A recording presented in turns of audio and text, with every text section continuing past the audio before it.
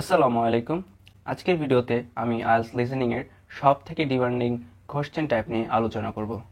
So আজকের topic হচ্ছে IELTS listening MCQ. IELTS listening এর এমসিকিউ হচ্ছে সবারই আতঙ্কের একটি বিষয়। সবাই এই পার্টিকুলার কোশ্চেন টাইপটাতে স্ট্রাগল করে। সো আজকের ভিডিওতে আমি চেষ্টা করব কিভাবে আইএলটিএস এমসিকিউ মাত্র এই 3টা ফর্মুলা ইউজ করে আমরা খুব সহজে অ্যান্সার করতে পারি এবং শুরু থেকে শেষ পর্যন্ত আমাদের মাইন্ডসেটটা কেমন থাকবে সেটা নিয়ে বিস্তারিত আলোচনা করব। তো লিসেনিং এর ক্ষেত্রে গতানুগতিক একটা কথা সবসময় বলি এবং সব কোশ্চেনের জন্য এটা অ্যাপ্রুভাল, সেটা হচ্ছে ফোকাস 100%। যখন আমরা একটা এমসিকিউ কোশ্চেন টাইপ পাবো, সর্বপ্রথম কাজ হচ্ছে আমাদের এই হেডিংটা পড়ে নেওয়া।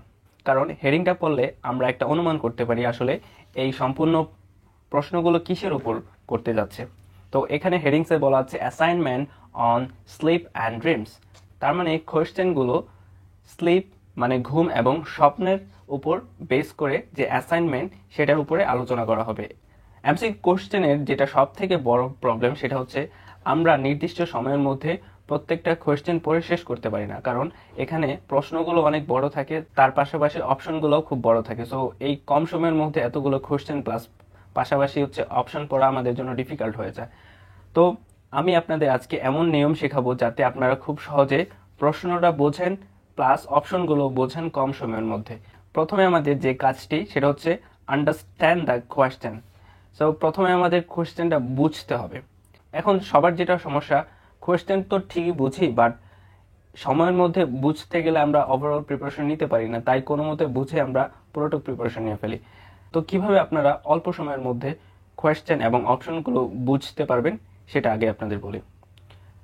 কোশ্চেন আর অপশন বোঝার জন্য underline noun, main verb and adjective. সবসময় আপনাদের একটা কোয়েশ্চেনে বা একটা অপশনে নাউন, মেইন ভার্ব এবং এক্সেকটিভ এই ব্যাপারগুলো খুঁজতে হবে। তো আমরা যদি প্রথম কোয়েশ্চেনটা পড়ি, look read that one reason why we often forget dreams is that. So আমরা এভাবে কখনোই পড়বো না। এভাবে যদি পড়ি তাহলে আমাদের নির্দিষ্ট সময়ের মধ্যে পড়ে শেষ করতে পারবো না, তাই আমরা এভাবে পড়বো শুধুমাত্র noun, main verb and adjective. Mainly আমরা ফোকাস দেবো হচ্ছে নাউন এবং ভার্বের উপর, মেইন ভার্ব। তো এখানে হচ্ছে লুক রিড, এভাবে আমরা আন্ডারলাইন করব। লুক রিড ওয়ান রিজন, এখানে মোস্ট ইম্পর্টেন্ট জিনিস হচ্ছে ওয়ান রিজন, একটা রিজন নিয়ে কথা বলবে। Why we often forget dreams is that. Y we forget dreams, এই দেখেন এই চারটা জিনিস আমরা শুধু দাগাবো, পড়বো এভাবে। Look read one reason why we forget dreams. Often বা ইজ দ্যাট, দ্যাট এগুলো আমরা পড়বো না, মেইন কথাটা আমরা শুধু বোঝার চেষ্টা করব। লুক রিড, লুক পরে ওয়ান রিজন, একটা রিজন পড়লো, ওয়াই উই ফরগেট ড্রিমস, শেষ। এভাবে আপনার প্রিপারেশন নেবেন। Same goes for options. অপশনগুলো আমরা কিভাবে নেব? Our memories cannot cope with too much information. So এখান থেকে আমরা বুঝতে পারছি এটাকে আমরা কিভাবে শর্ট করে বলবো। মেমোরিজ, আওয়ার পড়ার দরকার নেই, আওয়ার মেমোরিজ ক্যানট কোপ টু মাচ ইনফরমেশন, শেষ। আমাদের মেমোরি ক্যানট কোপ টু মাচ ইনফরমেশন, আমাদের মেমোরি বেশি ইনফরমেশনের সাথে মানিয়ে নিতে পারে না, কোপ আপ করতে পারে না।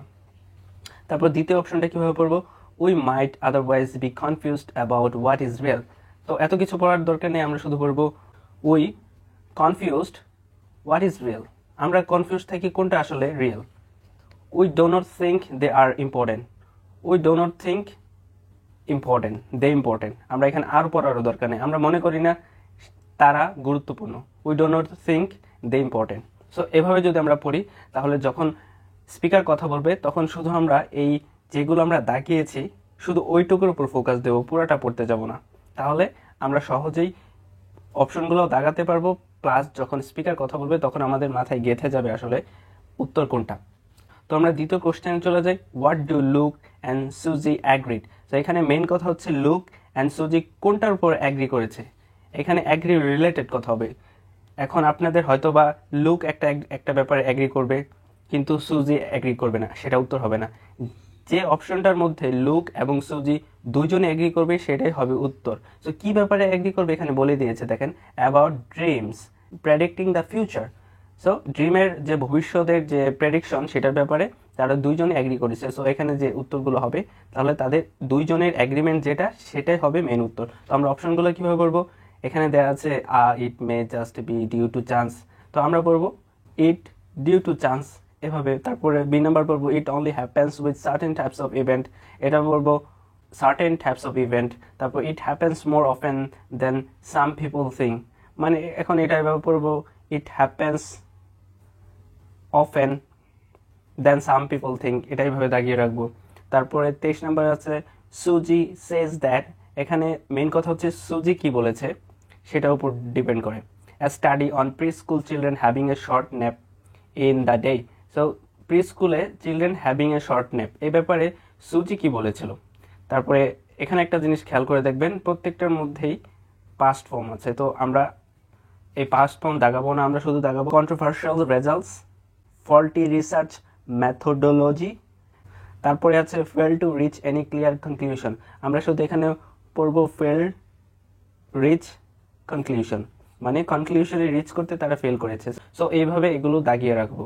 তারপর লাস্টে আছে in their last assignment both students had problems with, তো এখানে মেইন বিষয় হচ্ছে দুই স্টুডেন্ট মানে সুজি এবং লুক দুইজনই প্রবলেম ফেস করেছে। প্রবলেম উইথ তার মানে এখানে বোথ স্টুডেন্ট প্রবলেম উইথ, তাদের দুইজনের প্রবলেম কি, এখানে একজনের প্রবলেমের কথা বলতে পারে, কিন্তু উত্তর হবে আসলে দুইজনের প্রবলেম কি। এমন হতে পারে সুজি বলতেছে আমার স্ট্যাটিস্টিকের অ্যানালাইসিসের প্রবলেম, তারপরে হয়তো বা লুক বলতেছে no it's not a big deal for me, but যে পার্টিকুলার প্রবলেমটা দুইজনেরই সেটাই হবে উত্তর। তো এখানে যেহেতু এগুলো শর্ট ইনফরমেশন, তা আমরা সহজে এটা মনে রাখতে পারবো, statistical analysis, making an action plan. So এখানে শুধু অ্যাকশন প্ল্যান দাগিয়ে রাখবো, তারপরে সেলফ অ্যাসেসমেন্ট।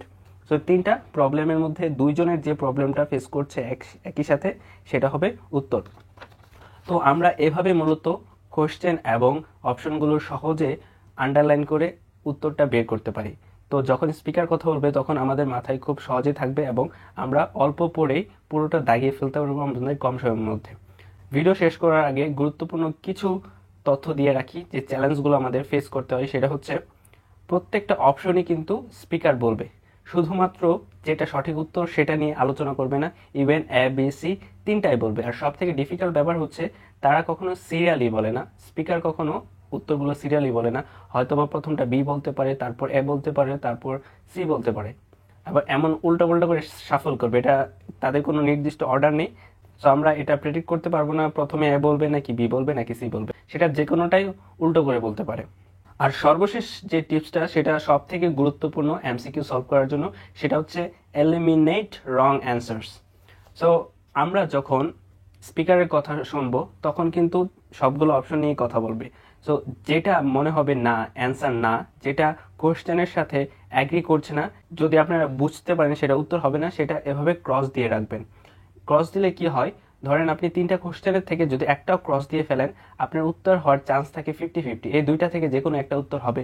তাই আমরা যদি এলিমিনেট করতে পারি, তিনটা শুনে অ্যাটলিস্ট যদি একটাও এলিমিনেট করতে পারি, তাহলে আমাদের অ্যান্সার হওয়ার চান্সেস হয়ে যায় 50%। তাই আমরা চেষ্টা করব শুধুমাত্র উত্তর কোনটা হবে সেটার উপর ফোকাস না করে কোনটা ভুল অ্যান্সার হবে সেটার উপর ফোকাস করা। এভাবে যদি আমরা আইএলটিএস লিসনিং এমসিকিউ কোশ্চেনগুলো সলভ করতে পারি, তাহলে আমাদের এমসিকিউ কোশ্চেনটা অনেকটাই ইজি হয়ে যাবে ডিল করা। বাট এই স্ট্র্যাটেজিগুলো কিন্তু একদিনে বা 2 দিনে আসবে না, এটা কন্টিনিউয়াসলি প্র্যাকটিস করতে হবে। যদি আপনি 10 থেকে 15 দিন টানা এই নিয়মগুলো মেনে প্র্যাকটিস করতে পারেন, তাহলে আপনাদের জন্য আইএলটিএস লিসনিং এমসিকিউ কোশ্চেন ট্যাবটা হয়ে যাবে অনেক ইজি। কারণ আইএলটিএস লিসনিং এর মধ্যে যতগুলো কোশ্চেন ট্যাব আছে তার মধ্যে এই আইএলটিএস এমসিকিউগুলো অনেক বেশি কঠিন, অনেক বেশি ক্রিটিক্যাল হয় সবার জন্য। তার মধ্যে সব থেকে বেশি ক্রিটিক্যাল হচ্ছে পার্ট 3 এর কোশ্চেন ট্যাব, যেখানে কোশ্চেন এবং অপশনগুলো খুব বড় করে আসে। তাই আমরা যদি এভাবে জাস্ট নাউন, মেইন ভার্ব আর অ্যাডজেক্টিভের উপর ফোকাস করে কোশ্চেনগুলো দাগিয়ে রাখতে পারি প্রিপারেশনের সময়, তাহলে আমরা আমাদের নির্দিষ্ট সময়ের মধ্যে প্রিপারেশন নিতে পারবো। ইভেন যখন স্পিকার কথা বলবে তখন আমরা সহজেই ক্যাচ করতে পারবো আসলে উত্তরটা কোনটা হবে, এবং এলিমিনেট করে আমরা সহজেই এই অ্যান্সার হওয়ার চান্সেসটা আরও বেশি বাড়িয়ে তুলতে পারবো। সো সকলকে অনেক অনেক ধন্যবাদ এই ভিডিওটি শেষ পর্যন্ত দেখার জন্য।